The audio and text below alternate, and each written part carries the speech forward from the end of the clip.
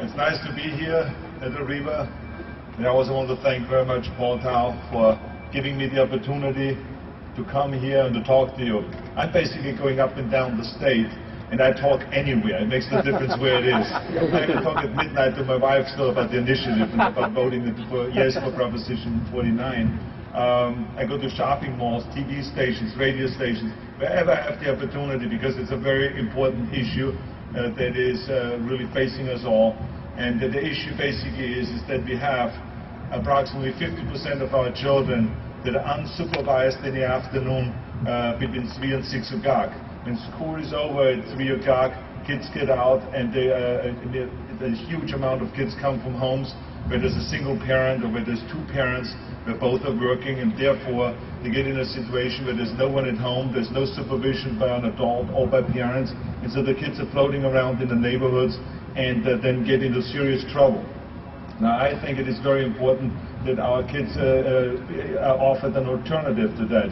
And the alternative is after-school programs. After-school programs are the most cost-effective way to get kids off the streets and to get them into a supervised and safe educational environment.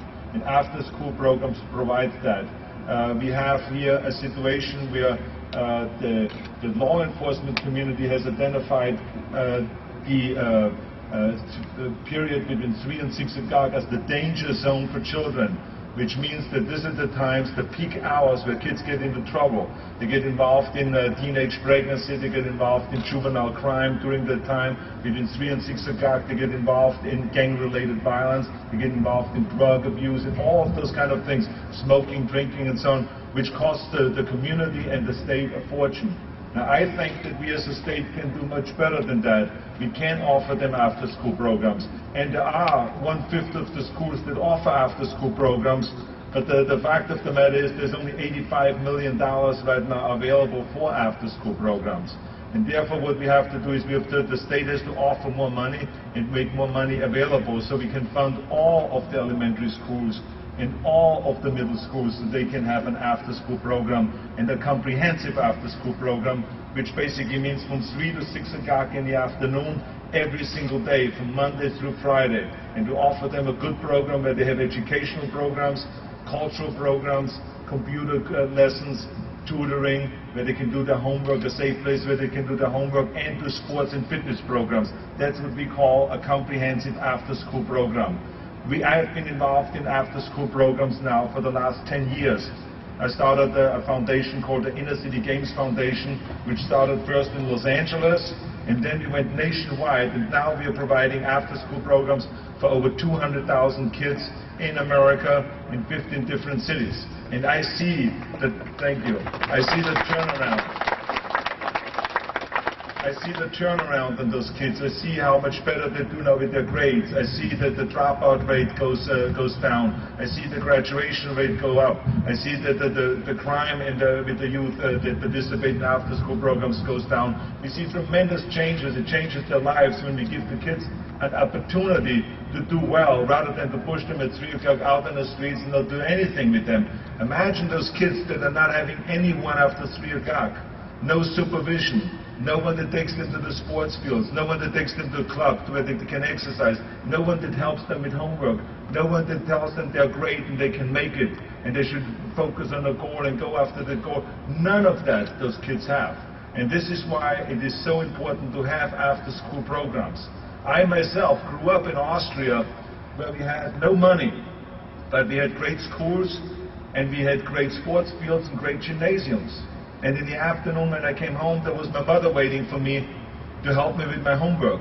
Now, of course, I have to admit that I hated doing homework, and I hated to do the reading out loud with her, but she made me do it.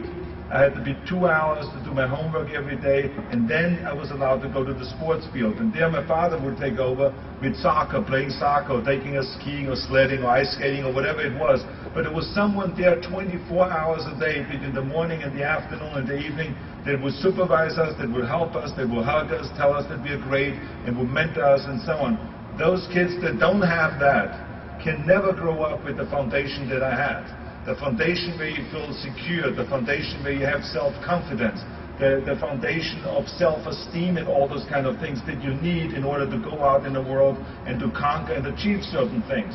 Those kids that are floating around in the afternoon will never have that. So they live in a land of opportunity, which America is, and I've experienced that firsthand. It's the greatest country in the world. But if we don't give them that foundation when they're children early on, then they will never be able to catch on, and they never will be able to really realize their dreams or even dream about what they can achieve in their life. And so this is why I think it is so important, and that's why I'm involved in after-school programs and the promotion of it, because I want to make sure that those kids feel the same as I did. Determination, to have the will inside, to have the fire inside, to say that I can make it, I can be the greatest in whatever I want to do. And with that, I came to this country. I came with no money, empty pockets, but I was full of dreams and full of determination that I could come here and say, I want to be rich, I want to be famous, I want to be a bodybuilding champion, I want to be a great actor, I want to get to the top in the box office, in movie business and all those kind of things. And I did it because I came with that foundation. And now my idea is to be on that crusade to make sure that every child in California gets that kind of a foundation, gets that kind of a treatment in the afternoon, because the children deserve it. We can't continue saying that the children are the #1 investment for our state, when in fact we don't really invest in it. You know, we've seen in the 90s how the high-tech business boomed and exploded and everyone made a lot of money, and the kids' education went down. Is that the #1 investment that we're talking about? It's not. I think we can do better. The politicians will not vote for it. They've been lobbied over the last 5 years. They've not voted for it. And we have the great power in the state of California to have an initiative process that if the politicians don't do their job, we can go directly with a proposition like that to the people and say to the people, you vote on it.